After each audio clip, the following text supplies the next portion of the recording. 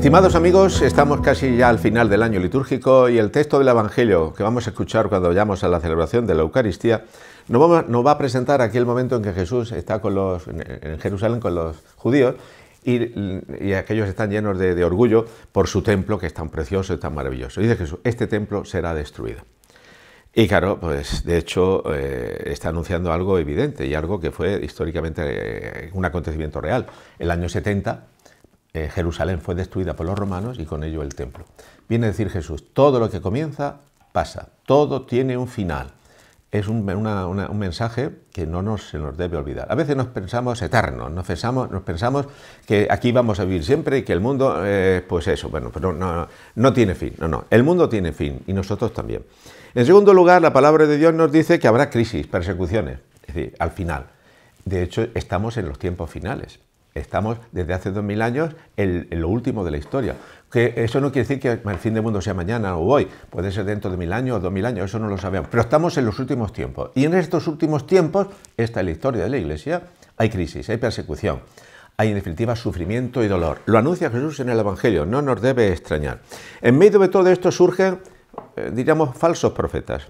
Pueden ser falsos profetas que anuncian una felicidad que es utópica, y nos venden la moto como que podemos alcanzar la felicidad con el placer excesivo o como valor absoluto, ese hedonismo como final último en la vida, ¿verdad? El progreso por el progreso, bueno, son vendedores falsos de una felicidad que no existe. Y por otro lado, puede haber falsos profetas, son agoreros que nos van hundiendo en el pesimismo. No, en medio de todo esto, la Iglesia anuncia el reino. La palabra de Dios y la Iglesia, esta es su vocación y su misión, la tuya y la mía, nos dicen que como cristianos anunciamos el reino de Dios, que es sal y luz, levadura en medio del mundo. En medio de este contexto, donde hay tanta crisis, tanto dolor y tanto sufrimiento, nosotros somos aquellos que creamos la conciencia de esfuerzo, de fortaleza, de lucha, que no viene de las cosas, ni del poder, ni del dinero, sino que viene de Jesucristo crucificado. Y esto es bueno que no lo olvidemos. No está en las componentes sociopolíticas, no está en llevarnos bien con el mundo, está en ser cristianos, discípulos de Cristo. Y no olvidemos que Cristo es un crucificado. La señal del cristiano es la Santa Cruz.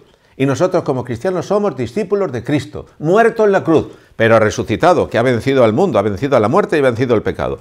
Esto no lo olvidemos, esta es la vocación de la Iglesia. Y en este contexto, bueno, nosotros como cristianos, ¿qué podemos hacer? Me podéis preguntar. Bueno, lo dice mismo San Pablo, no podemos cruzarnos de brazos. El cielo, es decir, la eternidad, a Dios, lo alcanzamos comprometiéndonos con el mundo. ¿Qué hacéis, varones ahí israelitas, mirando al cielo sin alegría? No, hombre, no, hay que mojarse. El cielo se gana en la tierra. El cielo se gana comprometiéndose con las causas justas de los hombres, como nos dice el Concilio Vaticano II. Significa que yo tengo que tener una conciencia ética y moral iluminada por la fe y tengo que aportar al mundo lo mejor de mí mismo. Entonces tengo que ser coherente y en medio de la división, en medio de la corrupción, en medio de tanta mentira y tanta apariencia, nosotros como cristianos, individualmente hablando, pero también como Iglesia, hemos de ofrecer al mundo la verdad. Y esa verdad coherente, que lo que pensamos, lo que sentimos y lo que vivimos es lo mismo, es el Señor que está en medio de nosotros.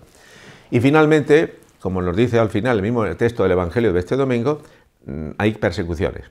Y a lo largo de estos 2000 años, y también hoy, nos damos cuenta de que la persecución contra la fe, contra los cristianos, contra la Iglesia, pues es una persecución doble.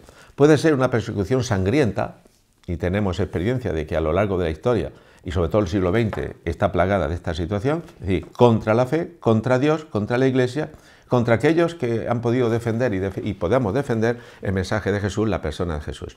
Pero también hay otra persecución más civilina, si queréis.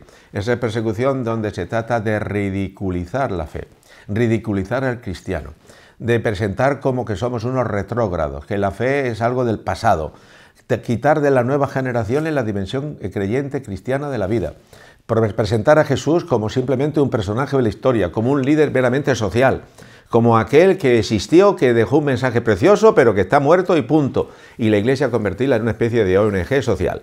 No, estimados amigos, no nos avergoncemos de ser cristianos, que no es fácil, ya lo sé. Ahí está la fuerza que viene de la fe, que viene en definitiva de la experiencia de Dios, del encuentro personal con Jesús, en la experiencia profunda del encuentro con Él. Amigos y hermanos, no pensemos que nuestras componendas con los poderes fácticos de este mundo son la solución. No, somos discípulos de un crucificado, no lo olvidéis. De un crucificado que es aparentemente un fracasado. La señal del cristiano es la Santa Cruz, pero un crucificado que ha resucitado, un crucificado que ha vencido al pecado, a la muerte, y ha vencido con su resurrección todo el mal del mundo. Nosotros, como cristianos, somos aquellos que vivimos de acuerdo y coherentemente con la experiencia religiosa y el mensaje de Jesús, que es su persona. Amigos, vivamos en esperanza, vivamos en la experiencia de Cristo, y yo os deseo, desde este domingo, en la escucha del Evangelio, cuando vayamos a celebrar la Eucaristía, ánimo, que si estamos en Cristo y con Cristo, todo en este mundo es pasajero, menos el amor, menos la fe. Y nos dice Jesús que las puertas del infierno no prevalecerán nunca contra ella, contra la Iglesia. Todo será en la medida en que nos fiemos de Jesús y vivamos de acuerdo con el mensaje y la persona de nuestro Señor Jesucristo. ¡Feliz domingo!